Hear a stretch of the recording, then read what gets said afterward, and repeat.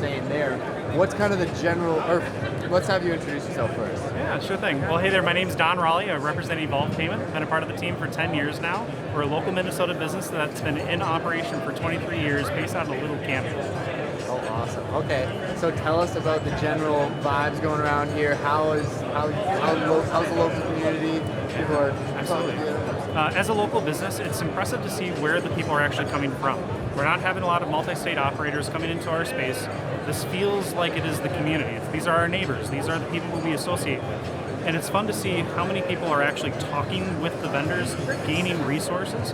This is not just a trade show to buy stuff at. This is a place to learn. And so if you're an operator trying to identify how do I open up a dispensary, how do I open up a manufacturing, or all these other ancillary companies, this is a place to be able to learn, not just gain information and make contacts.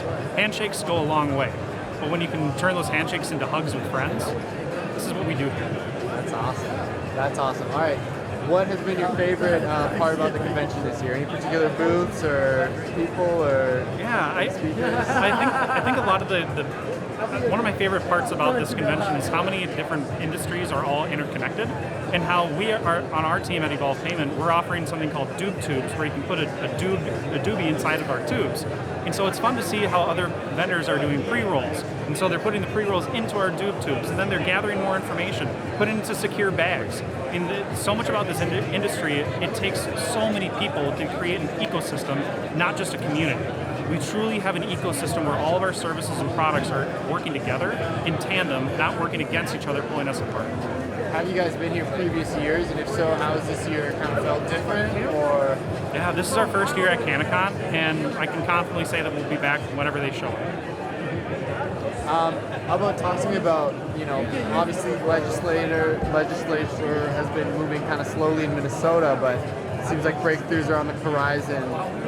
Talk to us about that. How are people feeling about that? Yeah, when it comes to the legislature, I think that the state of Minnesota is doing everything they can to recognize that this is not just a regulated market. This is a true business that is affecting our economy. And I think the legislators have a really great opportunity to do what's right, not just how to make the most profit out of this industry. The last thing that any of us want is our clients, these operators in the dispensary space, to be so suffocated with high taxes, with impossible regulations, and it cuts everybody. And so it's not just the dispensaries that hurt, but it's all of us local businesses that feel the ramifications from their poor decisions. So I do feel as if the state of Minnesota has a great opportunity to do what's right. Absolutely. What is your vision for 2026 CannaCon? How do you think it's going to be different? So I think a lot of the conversations that we're having this year in 2025, people are starting to get the licenses approvals. Next year, we're going to see people who are actually operating businesses that have learned a few lessons. I think there's always going to be those situations where I wish I would have known. If I only knew this. We're going to have many more customers coming back and saying, I learned this from last year. This is how we're going to be able to operate more efficiently and more clearly in the future. Absolutely. All right. Any other questions, Kyle? Have you noticed talking to people today, if there's a common theme that's on people's minds, like what are people thinking about? Yeah, so the common theme that a lot of us have been seeing and hearing about is surrounding all the different requirements that the state is putting upon these dispensaries, manufacturers, and ancillary services. It's not just a building, it's all the other components that go into the building. And it takes a village to be able to bring in the right resources, but the conversations are, we just didn't know how much it takes. And I think it's because of conventions like this that you're able to gain more insight into what requires in order to operate. You're not just sticking a flag in the ground or hanging a shingle. You have to do business correctly, and you have to bring in the right partners in order to do that. What made you want to come into the cannabis industry? When we first got started in the payment logistics space, we had a client of ours that operated a tobacco shop, and they said, hey, there's this brand new product called a Delta 9. We had no clue what a Delta 9 was. We're not cannabis consumers ourselves. And so we had to learn this whole new industry when somebody said, we want to sell this, and we need to accept credit card payments in order to do it. Because cannabis is still regulated as a Federal 1 drug, we are not able to do credit card transactions, right? And so how does a payment processor step into this space?